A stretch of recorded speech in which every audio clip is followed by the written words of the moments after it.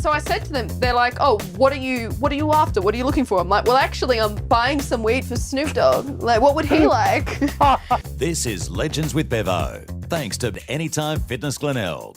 And now, here's your host, Bevo. Well, what a pleasure for 2022 to kick off our very first episode. Happy New Year to everyone that's listening or watching today.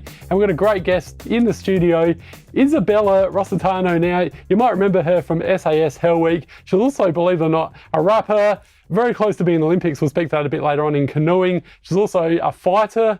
The list goes on, and been on Ninja Warrior too, so we could be here all day talking about you. Izzy, but great to have you on the show. Thank you, Bevo. Quite the introduction. I appreciate it.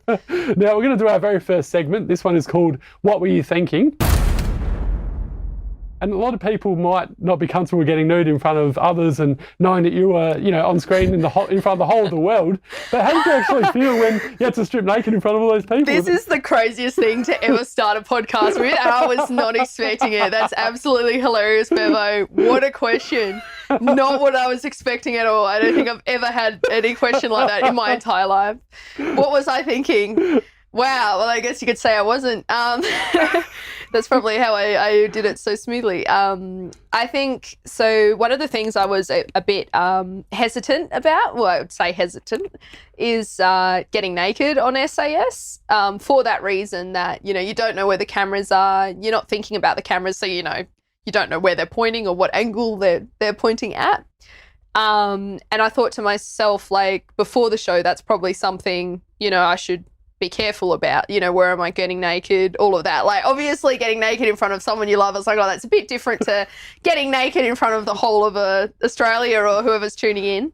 Yeah, whole of the world. The whole world. I believe it's up on YouTube. If anyone wants to see me naked, you can check it there. It's a shame. I should be making money from that, shouldn't I? I could make definitely. a lot more if it was on a different website. But anyway, so when it came to getting naked on SAS, what was I thinking? I was thinking I can tell you, most of the time on SAS, I was thinking, what am I doing now? And ticking off things on my list. And I was very focused and very in the moment. Being naked I did not give it a second thought. I was so focused on what I had to do that and that surprised me, because I realized when you're in that environment, it doesn't matter. Like, you're just naked in front of each other, and it's not like, you're not thinking about it. It's not uncomfortable. Well, for me, it wasn't something I was like, oh, I'm so embarrassed or anything like that. It wasn't like that at all. I was just like, I need to get clean. I need to get warm. I need to get dry, And so, for example, I think after the coal mine was quite an interesting time. I was completely black. Most of us were. We had real coal, we're covered in coal. And it was so difficult to get off. The DS were actually really considerate and brought us these huge buckets and put heaps of soap in them, which was nice. We hadn't had that on the previous days. And it was really cold too, wasn't it, when you were involved? Freezing. Yeah. Absolutely freezing. So I think it might have been I think it was like 0 degrees, at one point. And so we're absolutely freezing. There was actually ice on the third or fourth day when we did the coal mine. There was actually a sheet of ice on top of the coal, and then we had to slide into that. So there's a funny shot they used in a few promos of me going slow motion into this coal. You can catch it on my Instagram page as well, because it was so funny I had to use it. And it was actually initially that's covered with, this ice. So it's just like you're just scratching, you're smashing this ice to get through to the coal. But when we came back that day, my first thought wasn't, oh my God, I can't get naked. There's these guys who I don't really know around me. It wasn't thinking like that. It was like, I need to get this coal. I need to get clean. I need to get my kit ready for the next mission or the next, whatever they ask us to do, all of that. So yeah, that's what I was thinking.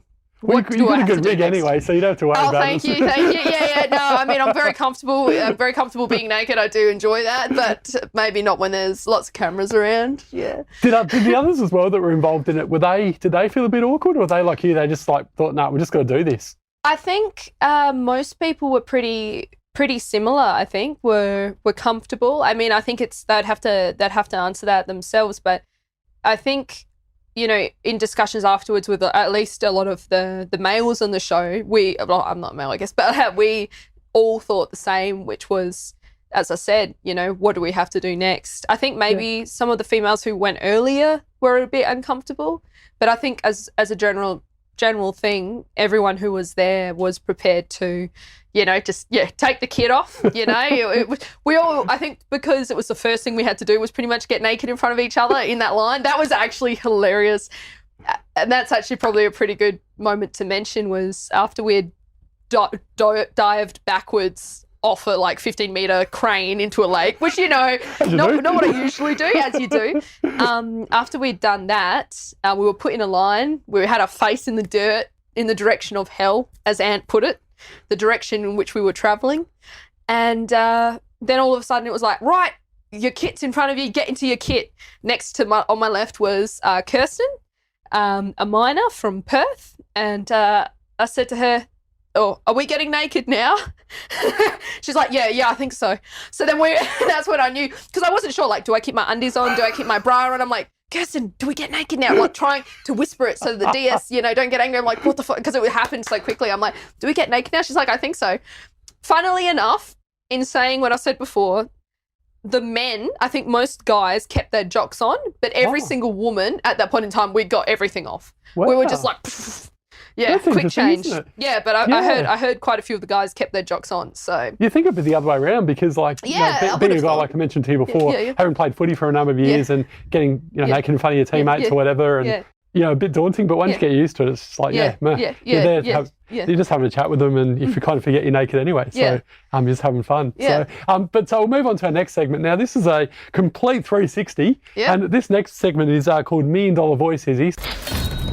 You're actually a very talented rapper as well. Tell us more about sort of the influences with your rapping and the idea, where this sort of idea came from and how long you've been a rapper for and I guess what you enjoy about it as well. So I think music's been in my life the longest out of everything. I do like trying to try new things, but I've got to say music's probably the one thing that I've had my whole life. I think I was 4 when I first got into the piano.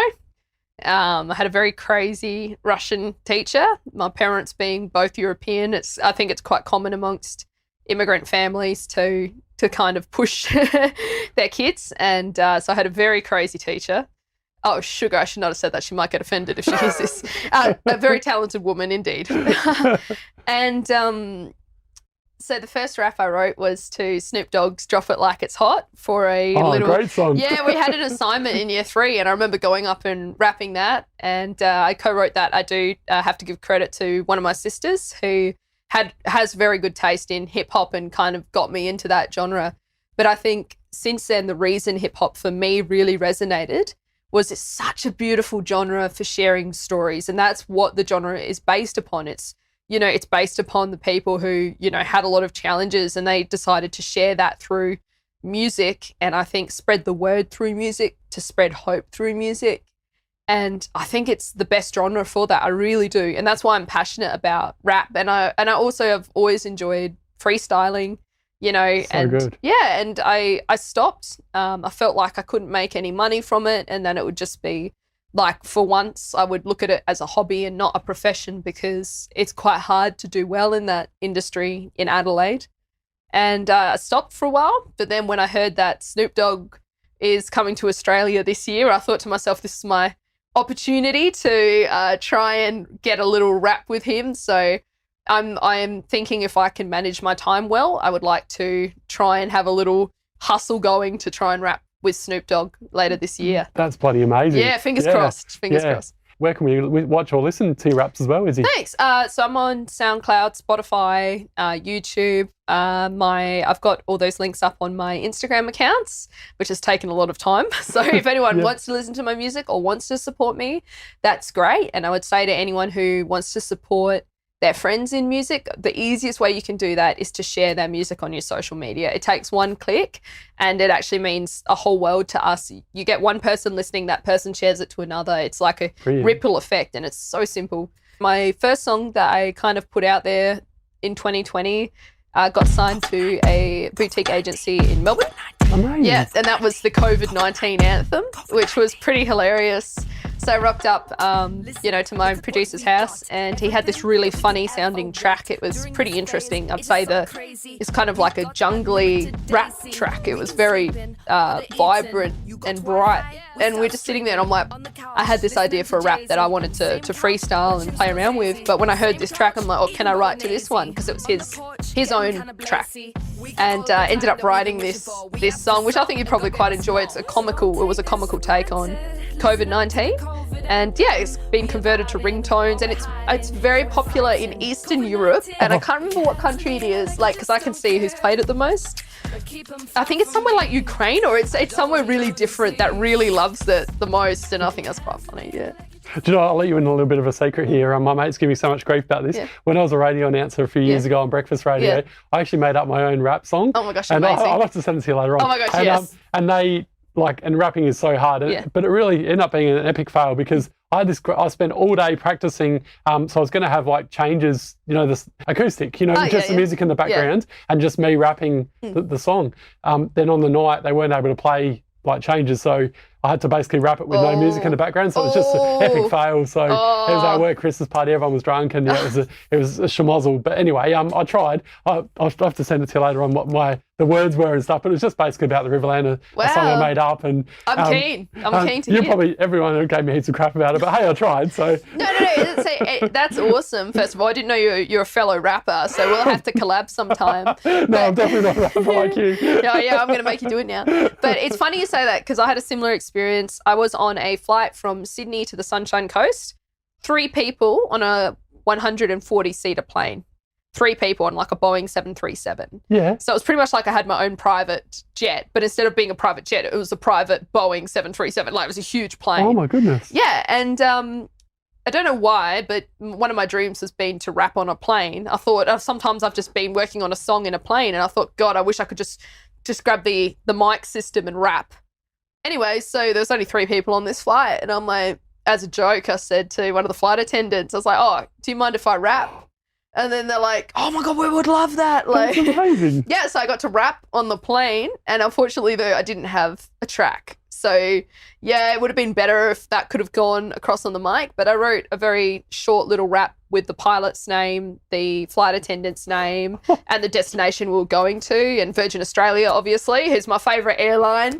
Shout out Virgin Australia. I love you guys. Best airline in Australia. Yeah, they look after you, 100%. They do. I saw you flew Virgin Australia recently too. Oh, I'm glad. Business class, wow. Yeah, that would have been amazing. Very spoiled, yeah. Wow, that's great. Well, you deserve it, Bevo. Oh, right back at you. Oh, I deserve to rap on a plane. Yeah, well, that was my experience of rapping without an acoustic track. So I know, or a track, I guess. So I know what it's like. It's not easy. It's not the same. It's not the same. I'd even argue that the best lyricists and the best performers, it's still not the same effect. I mean, the music is a whole nother story. Like the backing track is just when you have good lyrics and a good track, it's that's what music is. It's magic, and yeah. So Izzy, our next segment, this one is called Starstruck Celebrities. Oh, I've been pretty lucky, I guess, in that sense of the awesome people I've met throughout life. And Snoop Dogg, I've had the great honour of meeting in 2018. What? You actually met Snoop Dogg? Yes, I've met Snoop Dogg. That's amazing. Yeah, and after meeting him, the first thing that went into my head was, okay, now I've met him, now I want to rap with him. So I'm hoping one day I can make that happen. But it's a pretty funny story. It's quite a long one, so I'll try and summarise it. When I say that, it usually takes about 5 to 10 minutes. So basically in 2018, I was training in a city in Canada for the Tokyo 2020 Olympic trials. And so I lived there and I was training full time. And then I heard that Snoop Dogg was going to be playing in that city. And by playing, obviously rapping. And I thought to myself, thank you, God. Thank you to whoever's up there, because my first rap was written to him when I was 8? I don't know how old exactly I was, but I remember it was year 3, right? The opportunity to hear him live and see him on stage live, I was like, are you kidding? I can't believe I got this opportunity. And I knew I was going to go, right? But then I was like, well, if I were to meet Snoop Dogg, what can I give him? I want to give him something, right? I want to give him a present. He's so cool. And a week before or something, I'd been in New York for the weekend, which is insane because I got to go to New York and I was like, what? Very ambitious. Yeah, it's very close to where I was actually. It was like a 30-minute flight. So very close. Anyway, and I'd found this postcard of Snoop Dogg and it was like him next to a Renaissance art woman. But it was like they were both done in the same style. So it looked really funny. So I'd picked up 2 of these postcards, which I'm glad I did because what happened was I was like, well, I'm going to have to buy Snoop Dogg. Like I want to get him a present, right? Like he's amazing. I got to get him something. And so I'm thinking about it. In the city I'm in, weed is legalized. Marijuana is legalized. So I walk into a weed shop for the first time in my life. I'm like, wow. Very interesting experience. There's a lot of different weed everywhere. They're speaking to me about the different strands. I'm like, I've got no idea what this means. Like, I mean, I'm kind of just going with it. Like, they're like, so this is this strand. It kind of makes you sleepy, but this strand makes you more creative. And I'm like, damn, this is like a whole candy shop in here. You know what I'm saying? And so I said to them, they're like, oh, what are you after? What are you looking for? I'm like, well, actually, I'm buying some weed for Snoop Dogg. Like, what would he like? And they're like, well, we actually have his own brand. So, I mean, I was like, well, I bought his own brand. So technically, it probably meant he could get it for free. But anyway, I contributed to his business. I bought his strand of weed and I put it in a plastic like a mailing bag, like a bubble wrap, like a weatherproof one. And I think I wrote in a permanent text or something like Snoop Dogg or I love you, Snoop Dogg, in big permanent text. It's definitely had Snoop Dogg on it. And I put the weed in, I put the postcard in, and I wrote on the back, like, dear Snoop, like, I wrote, like, you're just a legend. Like, your music's just made my life, like, it made so many lives around the world. Everything you do just makes the whole world smile, which is so true. Like, he's just known for who he is, and he's genuine, and like after meeting him I can say that's exactly who he is. So laid back. He is not one of those people that, I guess I have met a few people who they're not as I would have expected them to be, and that can always be, you never know what's going on in someone's life. It can also be that they have a public persona and who they really are. And sometimes your public one has to be more marketable, so maybe it's a bit different to who you are. And meeting him was exactly who he was. Anyway, so basically I had this packet and I'm at Blues Fest and I got there very early so that I stayed there, oh my goodness, probably for hours because he was like the main act. So he was there, say it's, 7 or 8 and he came late and I was at the front. So I waited there for hours to make sure I was at the front, put up with all the pushing, obviously no breaks to go away because otherwise I'd lose my spot. So you had to hold everything right at the front and I'm waiting and I'm waiting and I'm waiting. Snoop Dogg eventually comes on. I've got the packet. Someone behind me is like, oh, is that packet for Snoop Dogg? I'm like, why, yes, it is. And they're like, can I put my mixtape in there? I'm like, yeah. So they gave me a CD. I put the CD in, which is really great because that ended up giving me the leverage I needed. Without that, it was a very light package. It wouldn't have had that, the velocity, it needed that mass to make it go quicker. And so then it became a really funny thing with me and all the people around me because we knew that I wanted to throw this packet up for Snoop Dogg, but I didn't want to hit him. And also we wanted Snoop Dogg to notice it so that he would grab it. So after like nearly 3 songs, I'm like, everyone's saying now. And I'm like, okay, now it's my only shot. And I like frisbeed it up and it like nearly hit him on the head. And he's like, looking left and right. Because obviously you'd probably assume that someone's just throwing something at you, which wasn't the intention. Like a can or something like that. Yeah, no, it was not the intention. I was trying to give him a gift of my appreciation. Anyway, and then it like went over the top of his head and it landed right in the middle of the stage. And I'm like, yes, he's going to see it. He's going to pick it up. But anyway, someone came and picked it up. Someone in like a security came and picked it up. And I thought, great, they're going to throw it in the bin or something. Fast forward to 2 weeks later, I'm in Toronto now training. Snoop Dogg has a very private performance, but private, it's probably like 1,000 people there, but in comparison to 10,000 or 20, it's a lot less, right? And it's in this really nice club. And I was on my way there when Snoop Dogg posted a video of his hotel. And my friend said, I spoke to my friend, I'm like, should I stop on my way to the concert, go to his hotel? This is where it gets interesting. So I go to his hotel and security is out the front. and there's all these people waiting with bags of stuff to get it signed because they make money from that, which is an interesting market. And I met the security guard and I said, hey, I've just got a question. What happens to the stuff that gets thrown on stage? Because I gave Snoop a gift and I just wanted to know if he'd get it. And then he said, don't worry, everything that gets thrown on stage gets checked and we give it to him. Like we give him stuff, right? That's so cool. Yeah, it is cool. And it's good because then the security guard knew that. And he said, anyway, Snoop Dogg's not signing anything. He's got a performance to go to. I'm like, oh yeah, I know. I've got a ticket to that. Then I drove to the performance. And as I said, it was like a club thing. And I worked my way to the front with a really nice girl. Her name is Yana. We're still in contact. She was very supportive with SAS and everything. Got to the front. The same security guard looks at me, no way, points at me, and he goes, come here. And I'm like, no way. And then I got behind, Snoop was DJing. So I got to go into the DJ deck in front of everyone, which meant like I was in with Snoop. And I didn't want, it was absolutely incredible just to be there. I just remember thinking, God, I got to rap with him. Like, he's so cool. Then I let him, obviously, once he finished DJing, he went to chill with his posse. I wasn't going to be the person who goes up. It's like, oh my God, Snoop, like, you don't have any idea the impact you've had on my life.